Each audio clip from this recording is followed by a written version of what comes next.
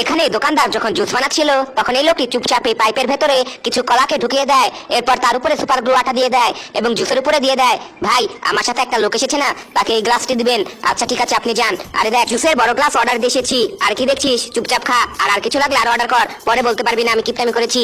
আরে আমার তো বিশ্বাসই হচ্ছে না তুই আজকে এত টাকা খরচ করছিস। আরে তোরে তো চিন্তা করতে হবে না, আরো লাগলে আরো অর্ডার কর। এই নিন ভাই আপনাদের জুস। আচ্ছা ঠিক আছে যাও। আরে আমারটার মধ্যে কম দেখছি, আমি এটা নেবো না, এটা তুই নে, আমি তোরটা নেবো। আরে কি বলছিস, যার ভাগ্যে যেটা গিয়েছে সে সেটাই নেবে, দে আমারটা, তোরটা তুই খা। আচ্ছা এবার চুপচাপ খা। এরপর খাওয়া দাওয়া হয়ে গেলে আরো বিরিয়ানি অর্ডার করবো। আরে না লাগবে না, ঠিক আছে এবার তাহলে জুস খা। আরে এটা দিয়ে জুস আসছে না কেন? আরে মনে হয় এটার মধ্যে কোনো সমস্যা আছে। আরে তো এটার মধ্যে কলা আটকে আছে, কলা কোথা থেকে আসলো? আরে জুসটাই তো কলা দিয়ে বানিয়েছে, হয়তো আটকে গেছে। ঠিক আছে তুই দাঁড়া, আমি গিয়ে আরেকটা স্ট্র নিয়ে আসছি। ঠিক আছে যা। আরে ভাই, আমার বন্ধুকে দেখছেন, ওর পাইপটা নষ্ট হয়ে গেছে, ওকে গিয়ে একটা পাইপ দিয়ে আসবেন। আর হ্যাঁ, বিল ওই দেবে। আচ্ছা এই নিন ভাই আপনার পাইপ, এবার খাবারের বিল দিন। আরে আমার বন্ধু দেবে, আর উনি তো বলে গেল আপনি বিল দেবেন, এখন আপনাকেই দিতে হবে।